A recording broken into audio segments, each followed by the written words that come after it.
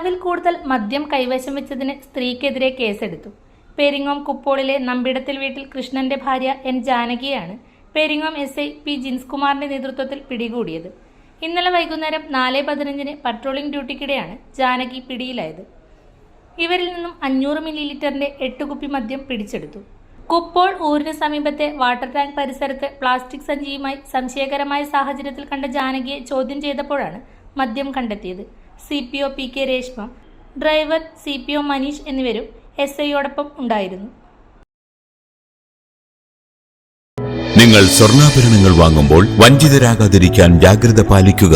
2023 April 1 മുതൽ സ്വർണ്ണ പരിശുദ്ധി ഉറപ്പുവരുത്തുന്നതിന് കേന്ദ്ര ഗവൺമെന്റ് ആഭരണങ്ങളിൽ HUID നിർബന്ധമാക്കിയിരിക്കുന്നു.